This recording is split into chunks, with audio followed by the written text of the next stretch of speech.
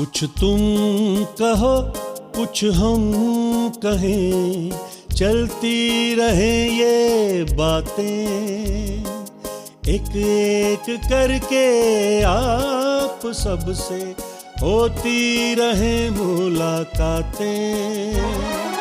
बोलते आईने, बोलते आईने।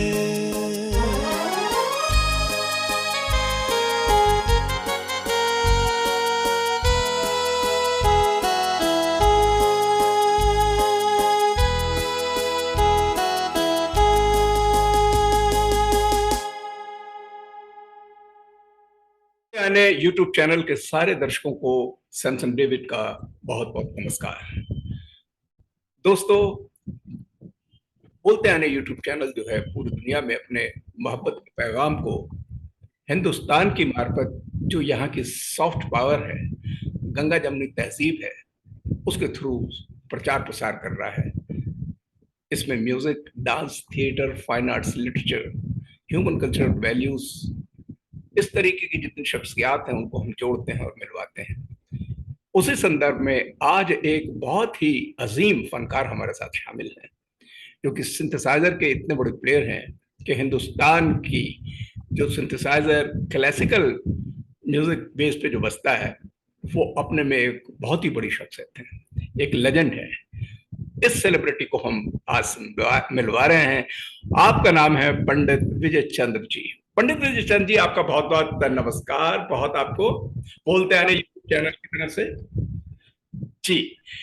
ये बताइएगा कि आज तो बड़ी स्पेशल एपिसोड, क्योंकि एक ऐसा इंस्ट्रूमेंट लेकर आए हैं जो कि सिंथेसाइजर या कीबोर्ड जो बोलते हैं, और अक्सर जो कि वेस्टर्नाइज एक इंस्ट्रूमेंट माना जाता है, लेकिन आपने इसको ढाल दिया हिंदुस्तान के म्यूजिक के अंदर, और ये बड़ी इफरात में हमारे म्यूजिक सिस्टम में समा गया है। इवन बॉलीवुड में तो खैर कोई गाने नहीं कंप्लीट हो रहा, आमतौर पे आर्टिस्ट भी इसको यूज कर रहे हैं। तो इसमें आपका बहुत बड़ा कंट्रीब्यूशन है। मेरा सवाल सबसे पहले दो भागों में है। पहला भाग तो ये है कि आप इलाहाबाद में बैठे हुए हैं, और इलाहाबाद जो है आर्ट कल्चर की एक बड़ी खूबसूरत नगरी है और बड़ी पुरानी नगरी है, जो कि पूरे दुनिया के अंदर आर्ट और कल्चर का एक समाचार फैलाती है, खुशखबरी फैलाती है। और सेकंडली, आपकी तबीयत जो है, आपके पेरेंट्स खासकर जिनके बारे में हमने बहुत सुना है, स्वर्गीय तोताराम जी जो कि एक ट्रम्पेट प्लेयर रहे हैं, माता जी जो हैं मैना देवी जी जो भोजपुरी सिंगर रही हैं, ये सब विरासत में आपको मिलती रही है और आप बढ़ते गए हैं, और आज एक बड़े आउटस्टैंडिंग सेलिब्रिटी आप बन चुके हैं हमारे साथ में। तो इन पंडित विजय चंद्र जी, इन दो सवालों के जवाब हमारे नाजरीन को दीजिए प्लीज। हाँ, देखिए, सबसे पहले मैं प्रयागराज नगरी में रहता हूँ और प्रयागराज संगम के नाम से जाना जाता है। और ये तो पूरे वर्ल्ड में नाम है संगम, जहाँ स्नान का बड़ा एक अलग ही महत्व रखता है। और मुझे इस बात की खुशी है कि मैं इस नगरी से हूँ।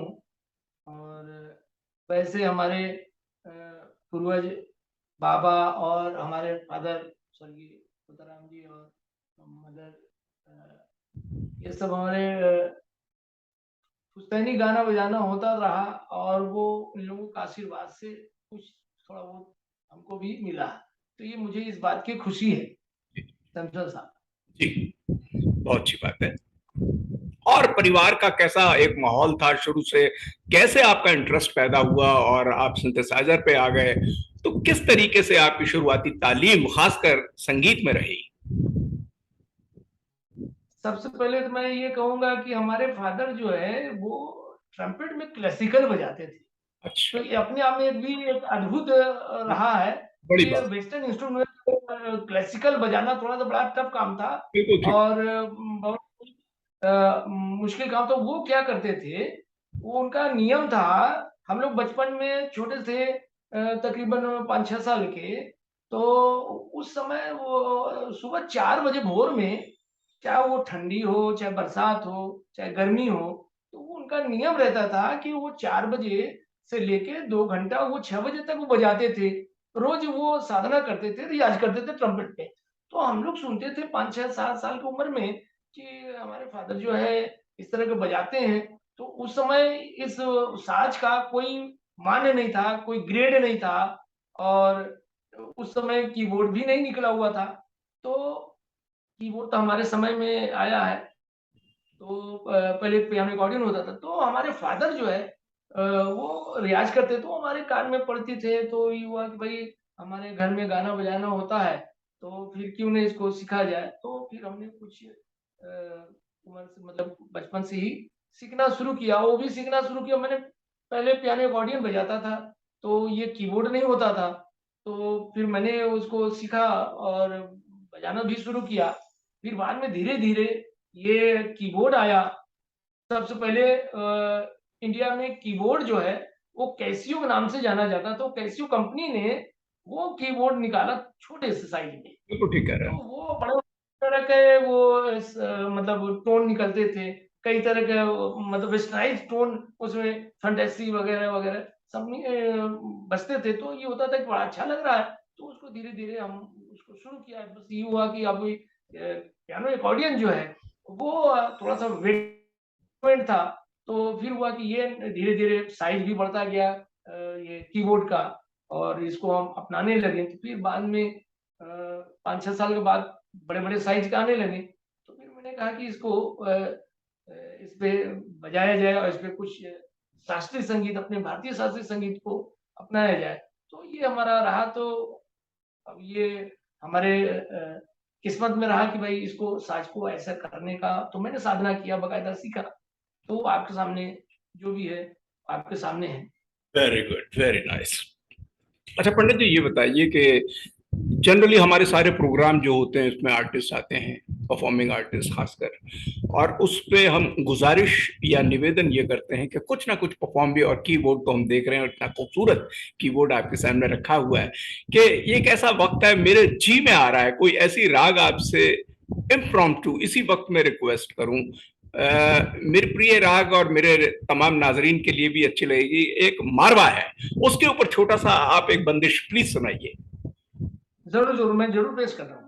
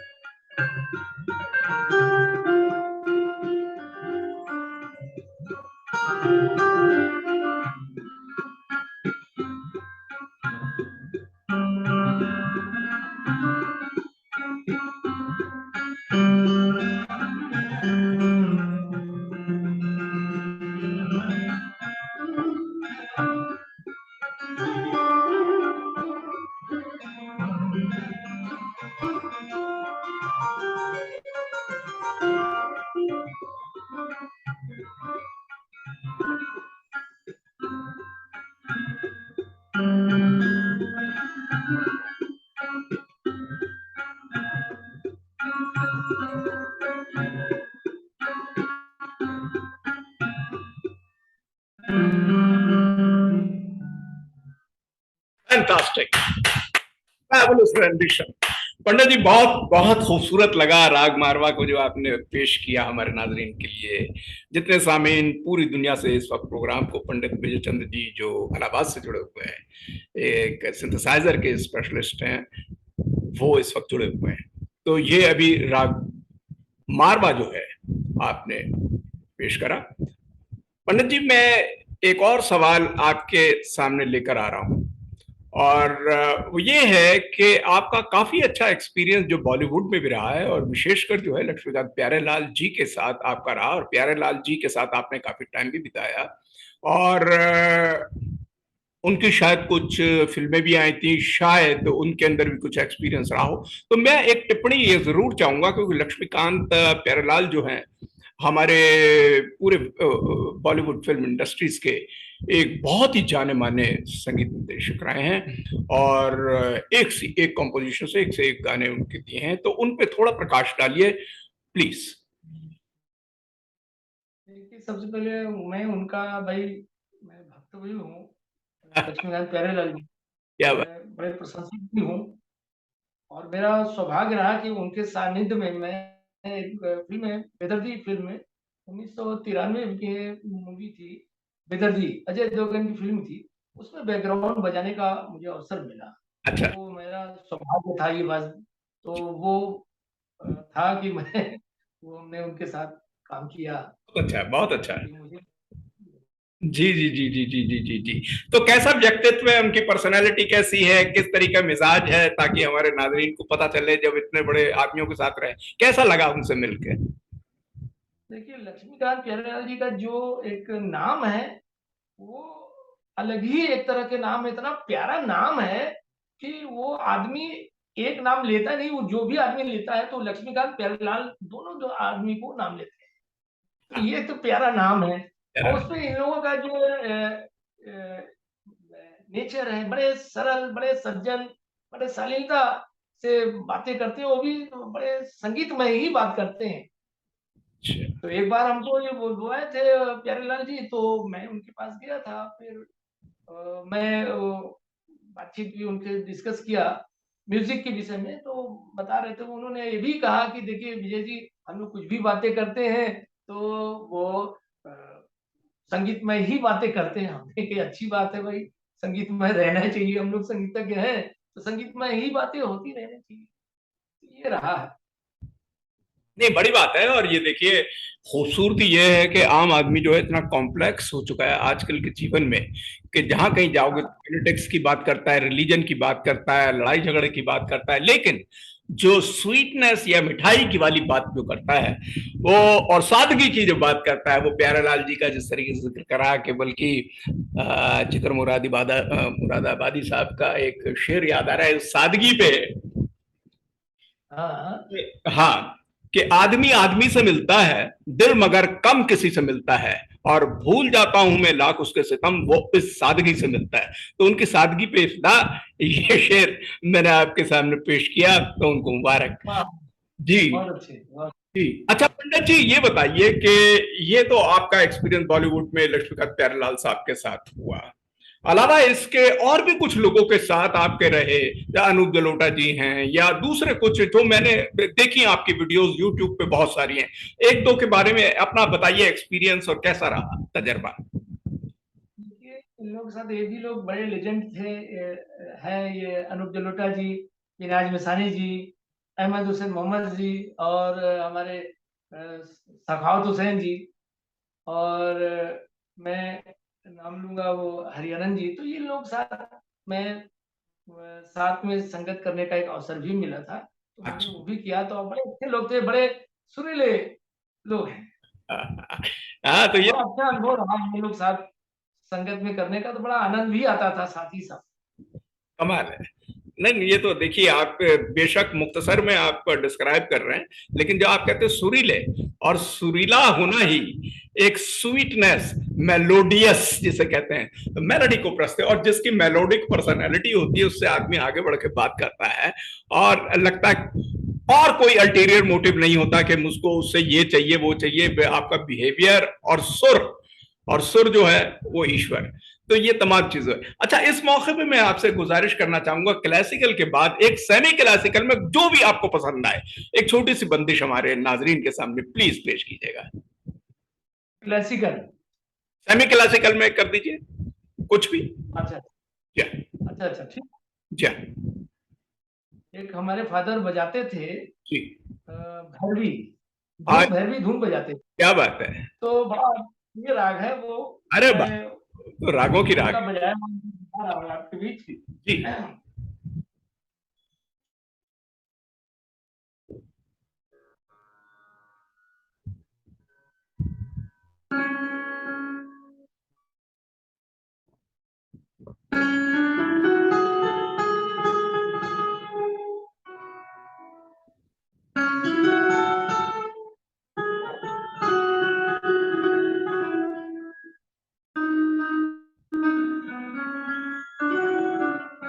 वाह वाह।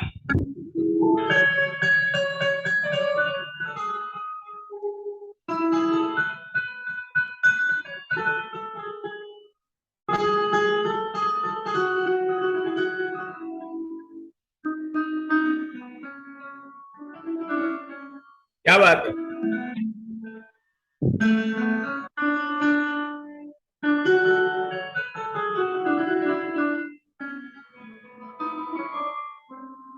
क्या बात है।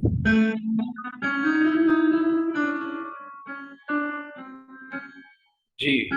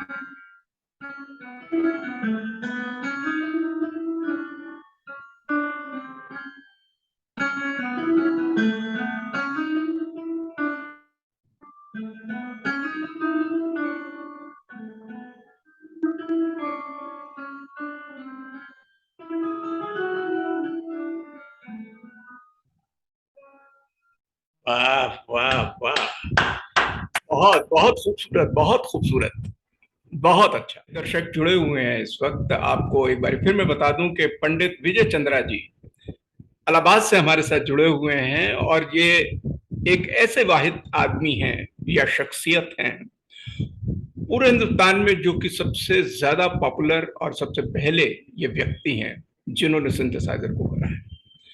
बेशक ये एक पाश्चात्य सभ्यता या वेस्टर्न बैकग्राउंड का एक म्यूजिकल इंस्ट्रूमेंट है, लेकिन हिंदुस्तान के अंदर उसको और भी लोग आज शामिल हो गए, लेकिन सबसे पहले आप ही का इसमें जाता है। और आपसे मैं ये भी चाहूंगा कि आप विदेश भी गए हैं, तो ये बताइएगा कि पंडित विजय चंद्रा जी कि जब विदेश जाते हैं या बाहर के मुल्कों के लोगों से मिलते हैं, तो हिंदुस्तान का म्यूजिक और कल्चर उनको कैसा लगता है और आप क्या फील करते हैं? वहां जाके ये फील होता है कि भाई यहाँ के जो लोग अब्रॉड के लोग हैं वो अपने भारतीय शास्त्रीय संगीत को बहुत अच्छे से सुनते हैं और बड़े शौक रखते हैं भारतीय शास्त्रीय संगीत को सुनने का। और वो लोग बड़े पसंद भी करते हैं अपने शास्त्रीय संगीत को। जी। और जब मैं अब्रॉड में गया बजाने के लिए, तो वहाँ के लोग मतलब जो सुनने वाले होते थे, तो वो जब तक खत्म नहीं होता था वो तब तक बैठे रहते थे।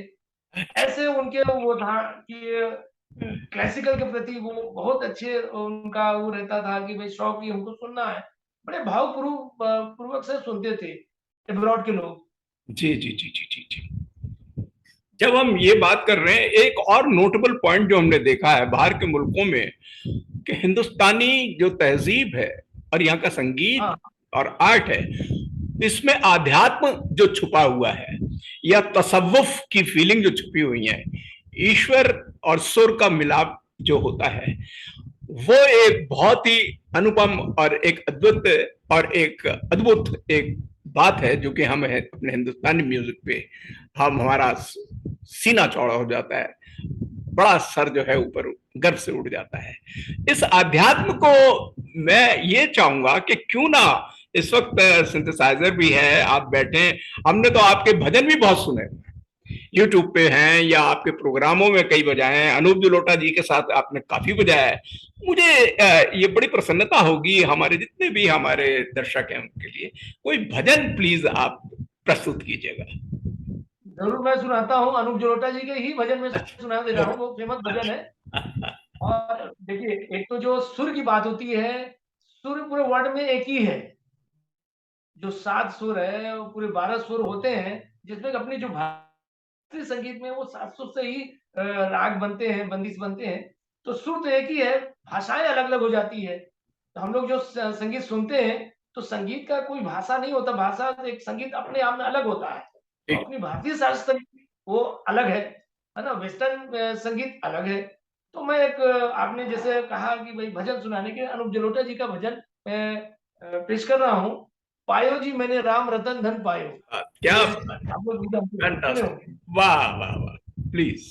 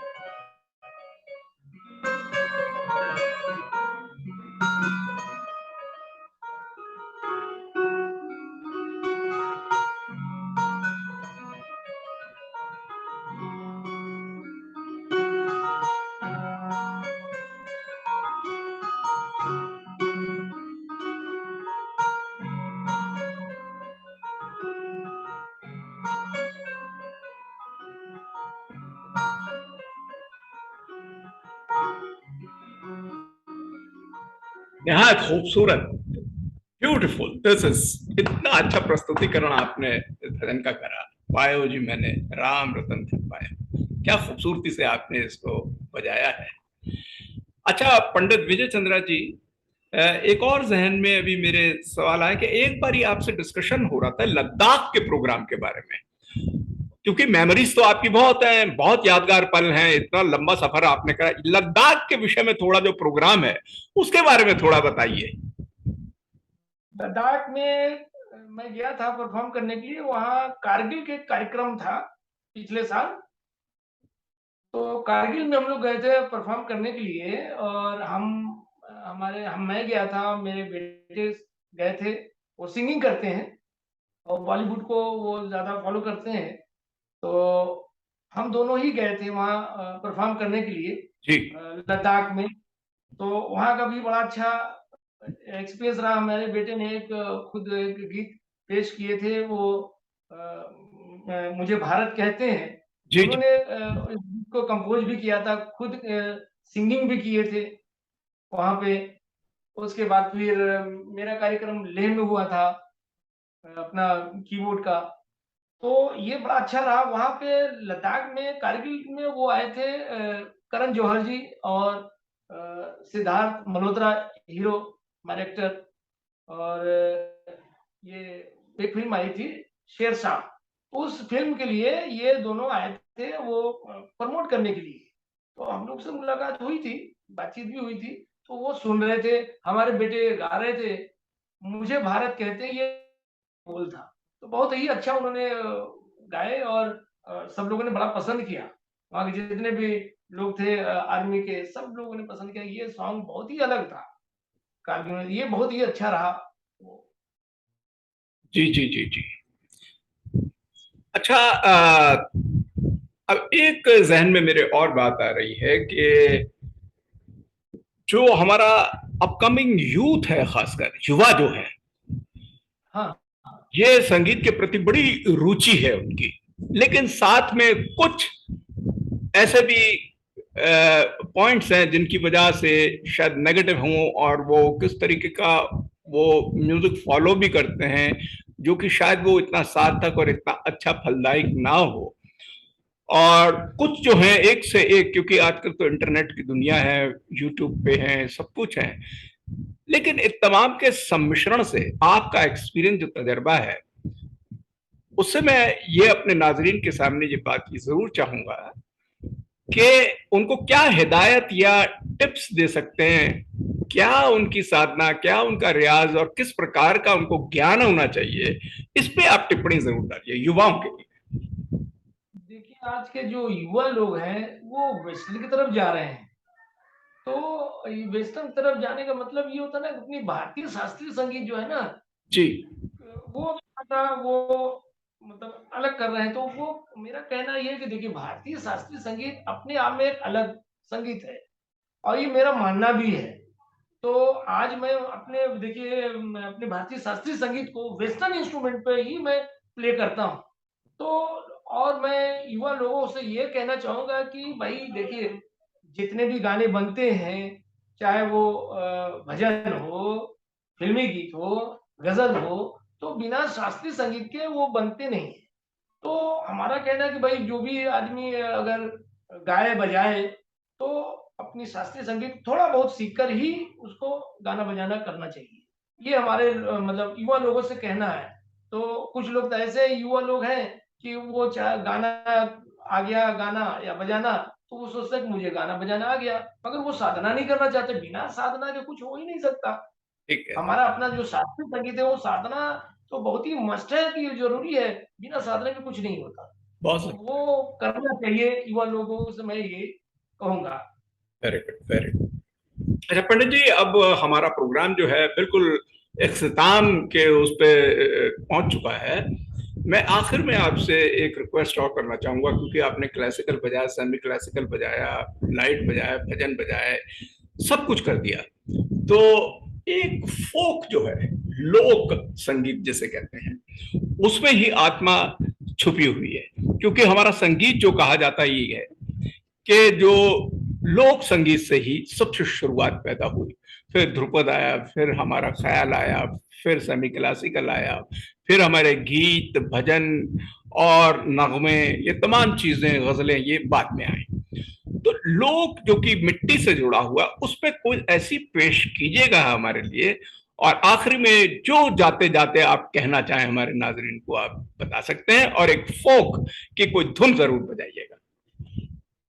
देखिए, फ़ोक की बात आप कह रहे हैं, तो फ़ोक की बात ये है कि हमारी जो एक हमारे पास एक ये मिर्ज़ापुर है पास में, अच्छा, अच्छा। के पास। मिर्ज़ापुरी कजरी जो है, वो फ़ोक में आता है। वो हाँ, हाँ। कजरी मैं आपको सुनाना चाहूँगा। क्या बात है। वो कजरी हम स्वर्गीय मैना देवी अरे माता जी थी, तो वाह, वो वाह। गाती थी, बड़े फेमस थे कजरी गाने में, और वो पारंपरिक कजरी गाती थी हमारी माता जी। क्या बात तो है। कजरी उनका एक गाया हुआ कजरी जी। सावन के मौसम में गाया जाता है। हाँ, तो हाँ। हमारी स्वर्गीय माता जी वो गाती थी। तो गाने का बोल है, सावन झड़ी लागे वो धीरे धीरे। अच्छा। देखिए,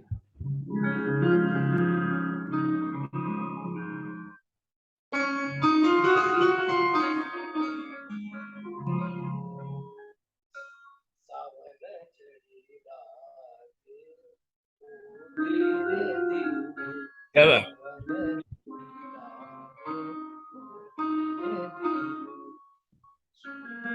सखियों पूरब से उमड़ी बदरिया, सुनिए सखियों पूरब से उमड़ी बदरिया, पश्चिम चली जाए क्या बात है। सावन झड़ी लागे धीरे धीरे।